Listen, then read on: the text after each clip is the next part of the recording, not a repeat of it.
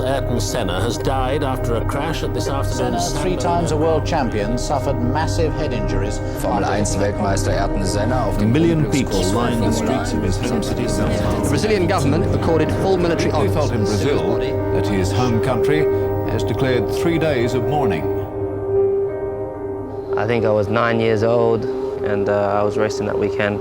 I just came in from a heat or a practice session, and my dad's working away on the car, and I remember him telling me. I remember going around to the back of the car and just bawled my eyes out. At 9 years, I remember it like it was yesterday. I remember exactly where it was, what spot. I could take you there right now.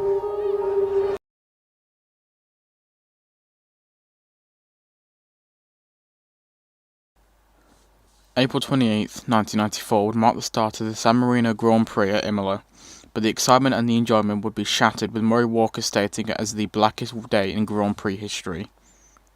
The 1994 Imola Grand Prix is a race that brought the most tragic events in F1 history. For some background, let's rewind to the start of the weekend.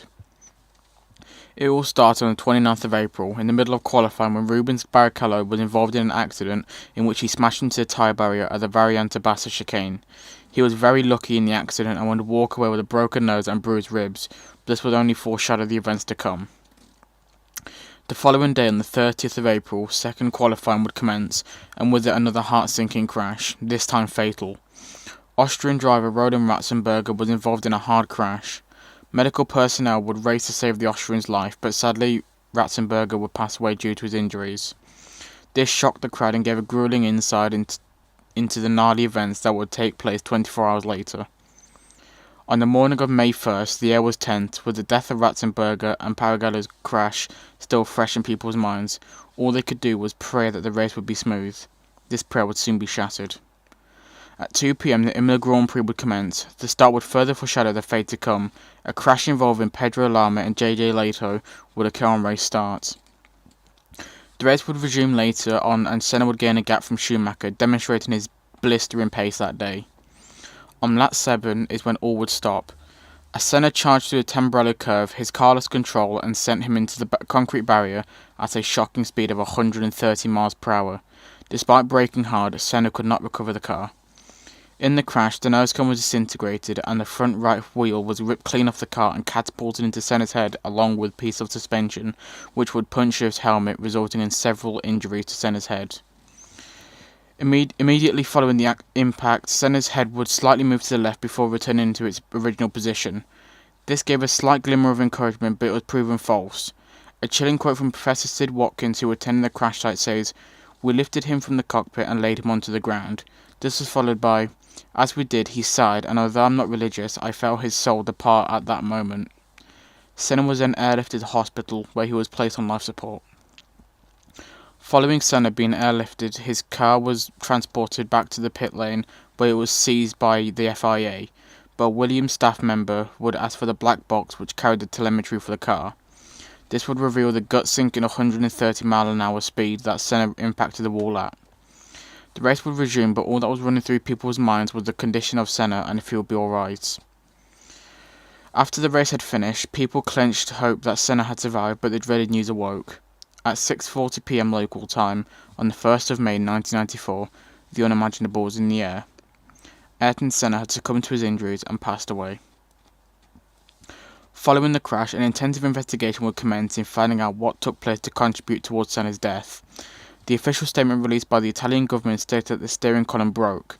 They would continue to say, by the negligence of the Williams team, and therefore they caused his death. Williams would quickly deny this claim and retaliate with saying the steering column snapped post-crash, not prior to Senna hitting the wall. It was also said by former teammate Damon Hill that during the race, Senna was pushing to keep a solid gap between him and Schumacher. Hill would say that Senna lost control going into Tamburello. This was further enforced by Michael Schumacher, who at the time was directly behind Senna. He would say that Senna's car looked nervous a lap before, further growing the theory that the crash was the result of a severe case of driver error. Despite the deep investigation into Senna's death, there was nothing people could do to forget the tragedy that unfolded within just 3 days. 2 drivers killed and 1 suffering major injuries. As a result of the Imola Grand Prix, three-time world champion Niki Lauda would announce the reopening of the Grand Prix Drivers Association, in which would further push for major safety improvements to make sure this didn't happen again.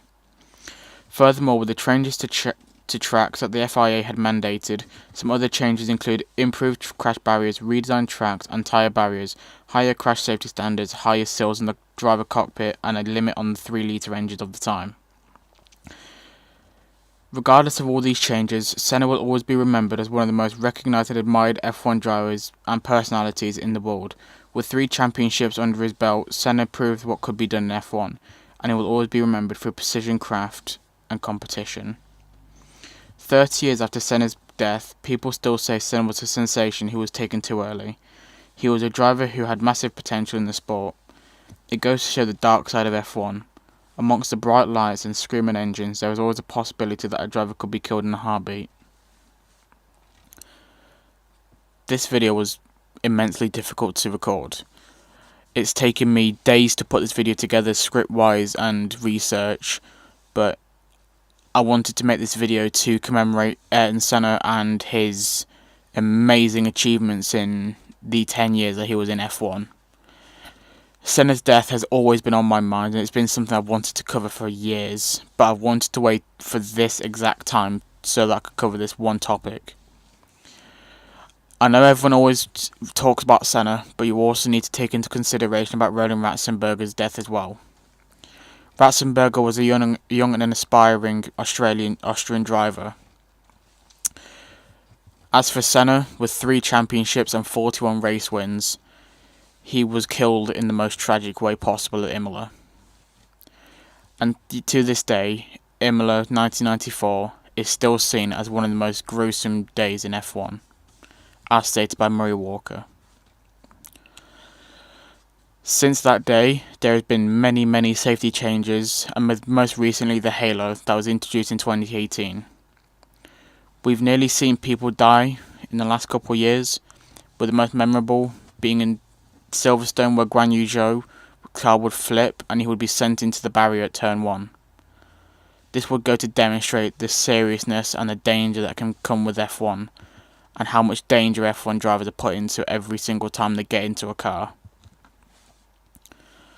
That being said, 30 years after Senna passed away, as for Roland Ratzenberger, thank you for watching this video.